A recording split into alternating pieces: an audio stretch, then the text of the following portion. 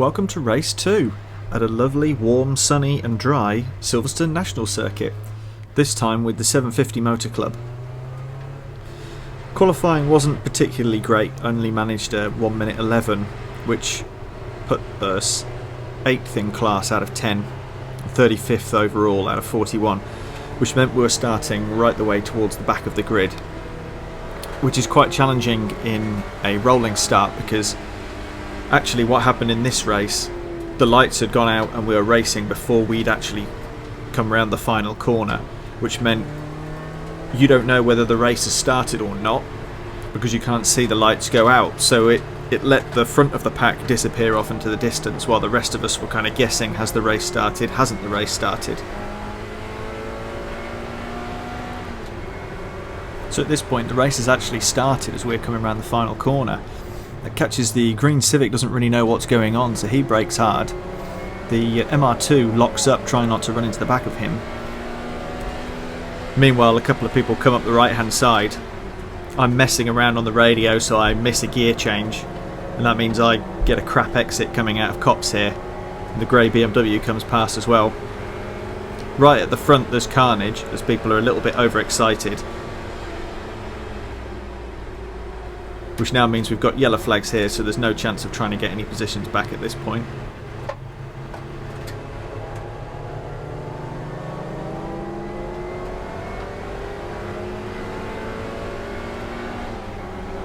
So the grey BMW directly ahead of me, he's in my class. The blue Porsche ahead of him is in the class above.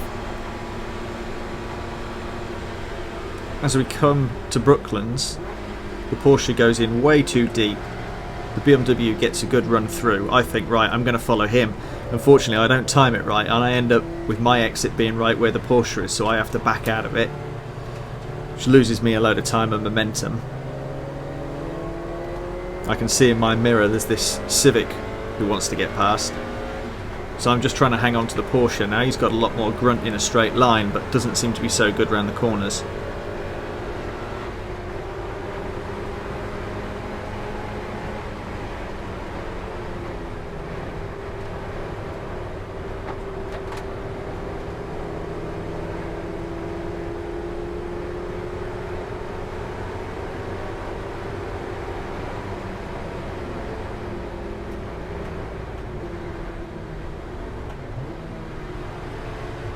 We've still got yellow flags here while everything's being tidied up.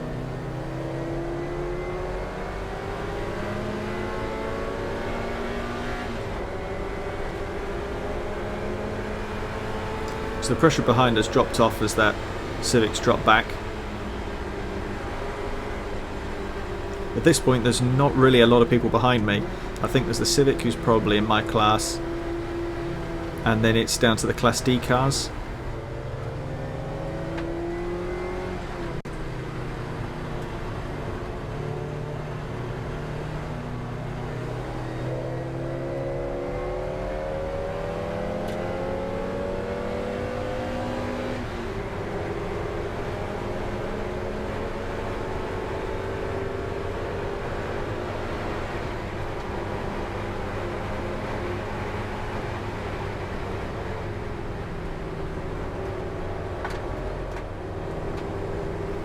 I get a better exit coming out of Cops here, but this Porsche's just got too much grunt.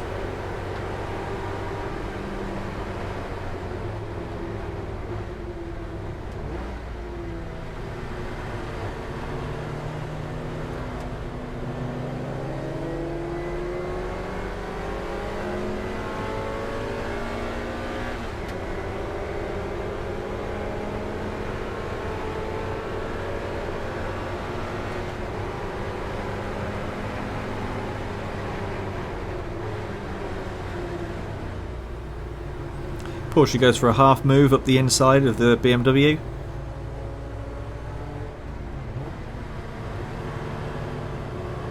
We now got yellow flags pretty much everywhere, apart from the straights.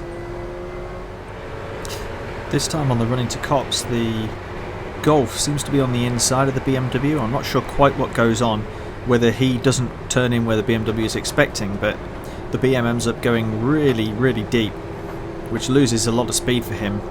allows me and the Porsche to come flying past on the way to Maggots.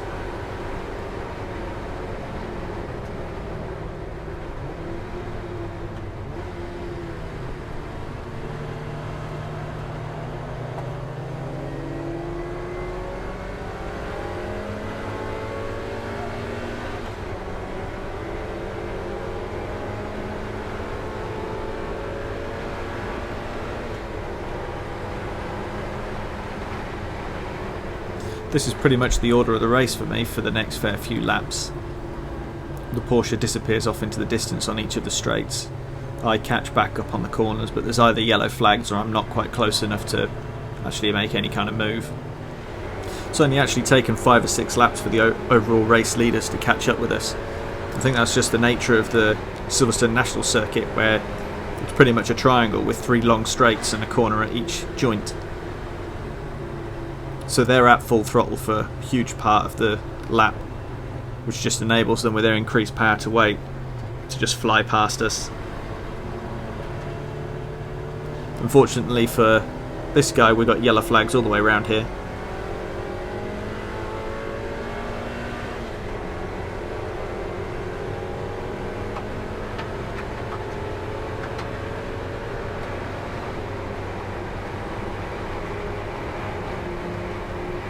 So this is the fight for first to fourth in Class A. Do you see coming through on the inside of Copse?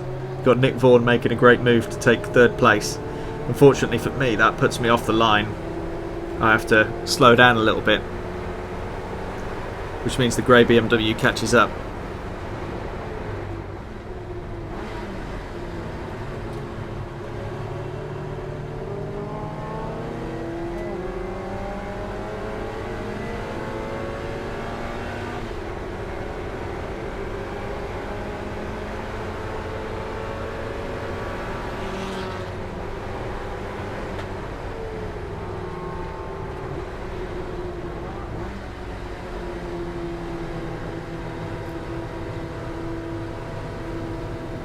We're pretty much yellow flags everywhere now.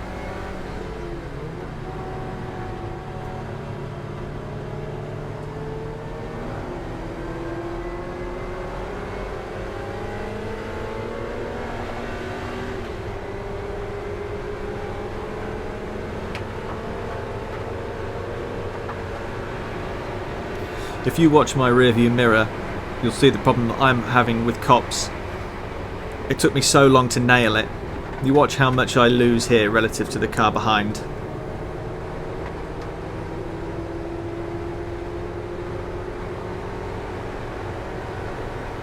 Fortunately for me, I'm saved by the fact that there's a yellow flag at every corner.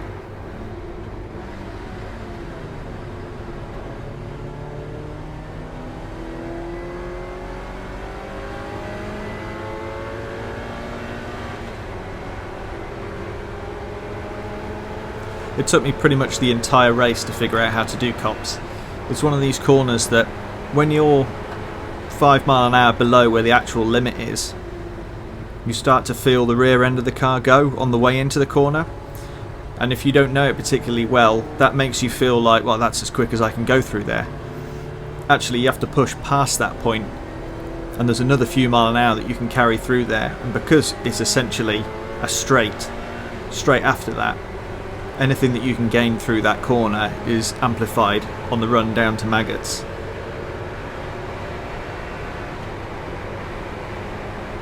You see again as we come through, the gap's already quite close.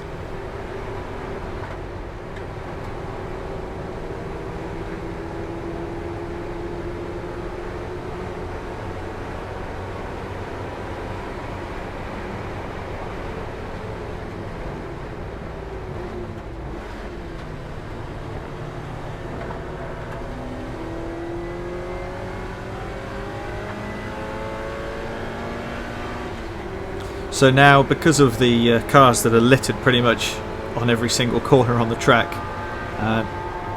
the race director decided to make the decision to red flag the race, get us all to form up again, and then that would allow them to clear the cars that are beached on pretty much every corner.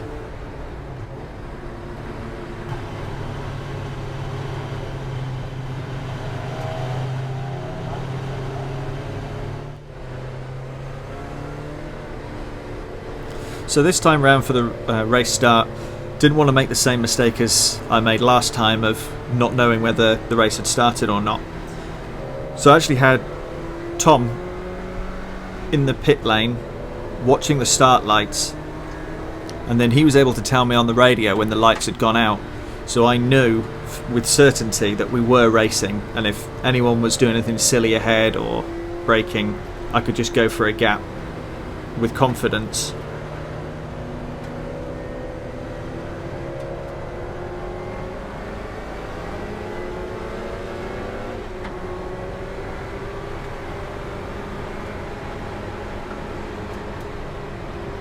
So that knowledge lets me get past the Porsche from the class above, the white and blue BMW, who's actually a Class D car, but was doing really, really well at Silverstone.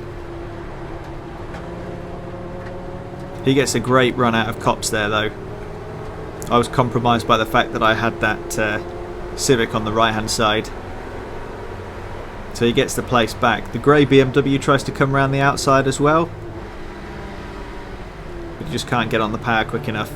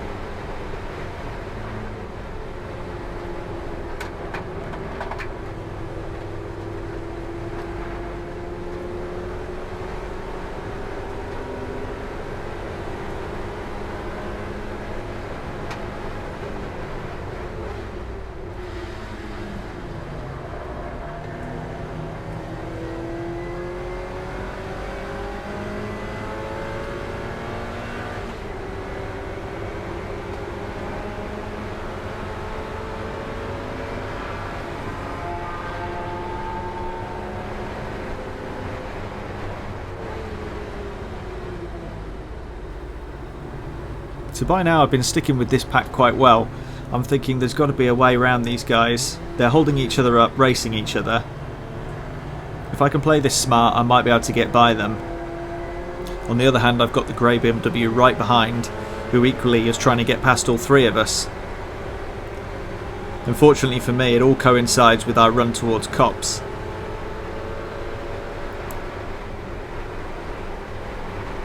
So the car on the inside is compromised coming through Copse. I scrub off way too much speed. The grey BM behind gets a great exit.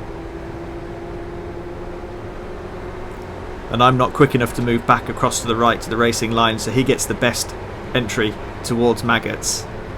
You really don't want to be on the left here, because it means you're having to turn later and then get your braking done.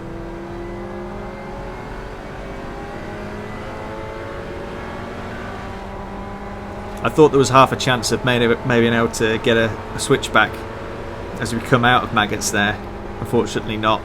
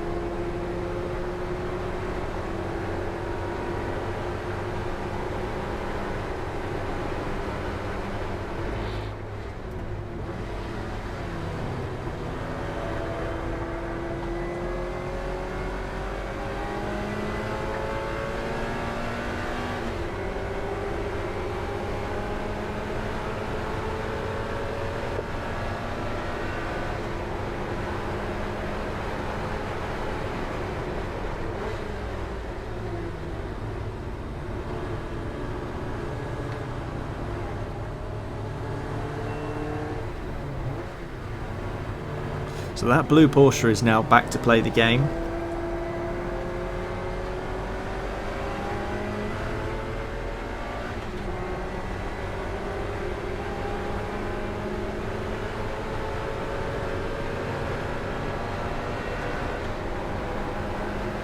Being a Class B car, he's got significantly more power, so he's able to just come flying up the inside.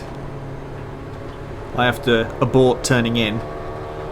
He runs wide, but again, he ends up exactly where I want to be, so I have to back out again.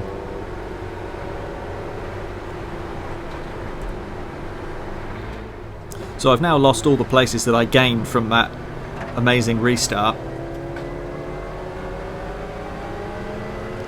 And I'm thinking to myself, we've got to do something differently. I'm lapping a lot slower now than I can when I'm on my own. So I radio Tom to ask him if the pit window's opened, which it just has. So I decide now's the time to make our mandatory pit stop. And then hopefully we can come out into a bit of free space and just put some lap times in that are consistent with what I know I can do in this car, rather than getting distracted by the cars ahead and just losing places that way.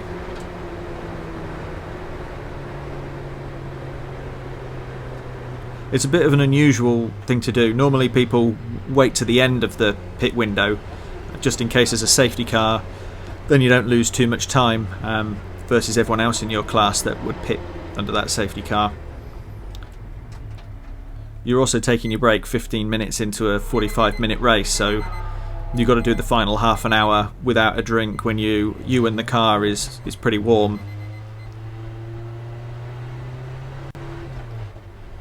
Roadsports is a much easier pit stop to time because it's all based on when the car's actually stationary, so there's no maths or working out how long it's going to take you to run up or down the pit lane.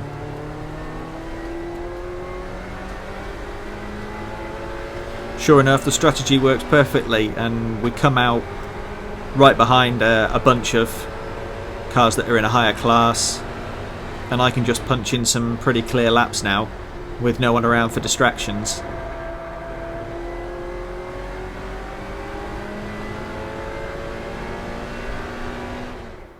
So by now I've had 4 laps of putting in fairly reasonable lap times for what I can do in this car. And that's before I see anyone else on track, really. So this is Nick passing in his Class A car, having a little lock up there.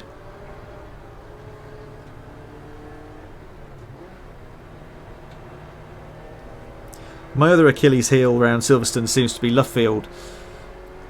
I couldn't quite nail the downshift, and as a result I'm slowing down too much as I change down to third. About 35 minutes into the race, I'm just coming up to lap the first of the Class D cars now. You can see the power differential between a C and D.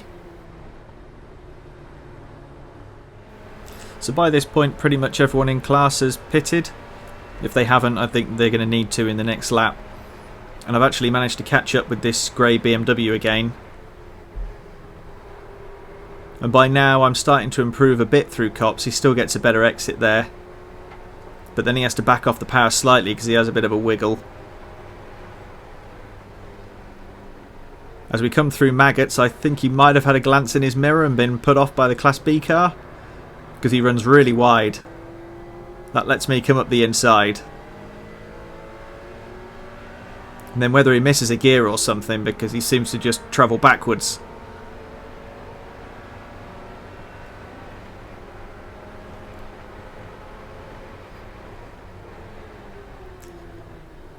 The Class A car goes for a late lunge, I think. Okay, I'll let him have that. I'm not racing him. And then as I come round, there's the Peugeot where I want to be, which lets the BMW get right on my rear bumper.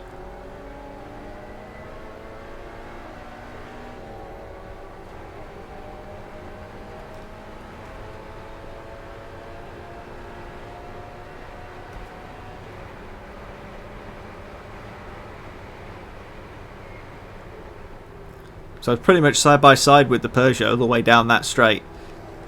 But then in the last minute he decides, okay, we're not both going to get round here. Discretion is the better part of valour, and he decides to back out. That seems to hold up the grey BM as well. That compromises him coming through Copse, which gives me a bit of respite.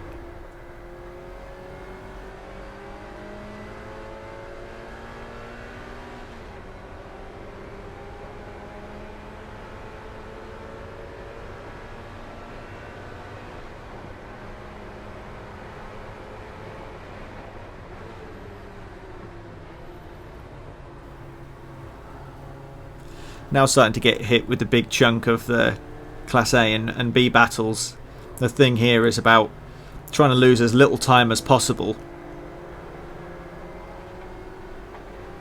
Wherever they sling it up the inside and take the racing line, that loses you a few tenths, and that gains a few tenths for your competitors behind.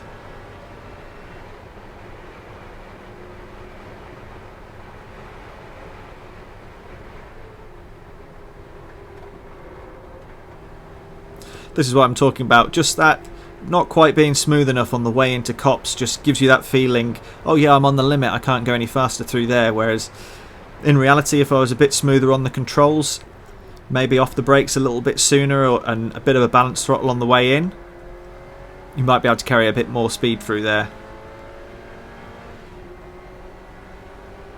But at the time you feel that little tweak in your inbuilt yaw sensor that says, well, that's as fast as you can go through there.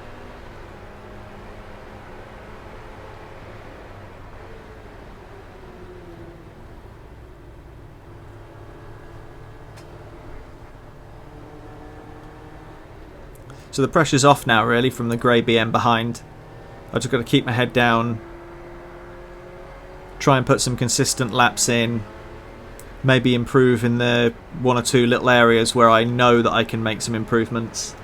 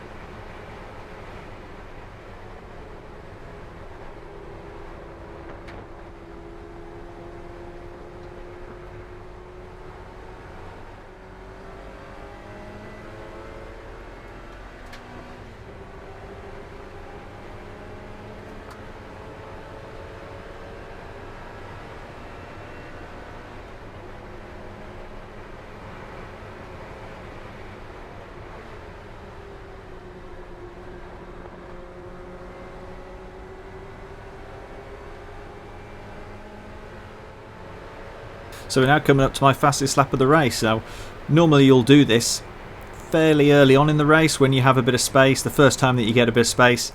But for me, I was still learning the circuit, still learning the limitations of the car.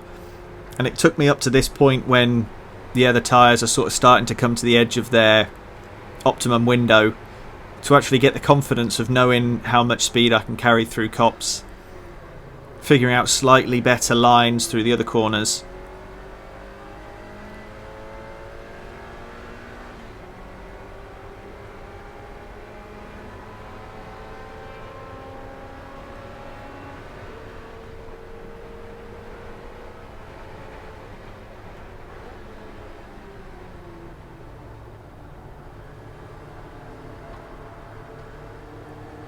You can hear the squeal of the tyres. They're a little bit warm by this point in the race.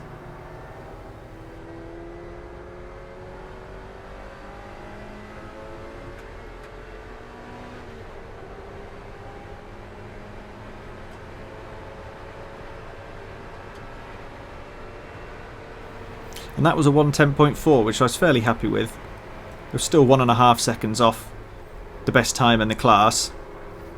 Unfortunately, that gave me a little bit too much confidence for Copse the next time, and I really did try and go in a little bit too hot there.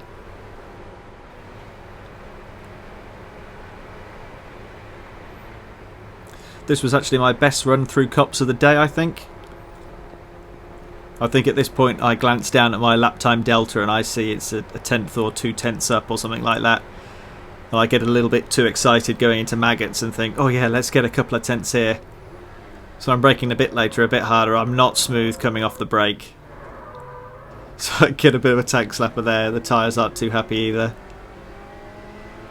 And then the next time I look at the lap delta, it's going to be plus a couple of tenths.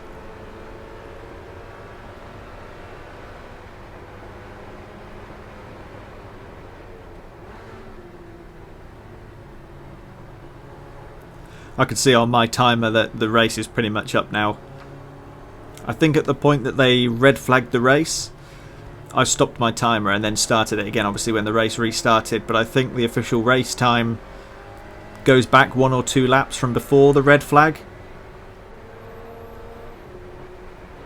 And then that's the checkered flag, which I'm very pleased to see, because by this point I'm very warm and I could do with another drink. So end up finishing 6th in class, up from 8th in class, and 20th overall, up from 35th overall, out of 41 starters. So I'm very pleased with that. We never saw the blue Porsche again after the pit stop, but he finished 1 place behind. About 20 seconds behind on the track. Gap to 5th place was 12 seconds, and 1st place was about 50 seconds ahead.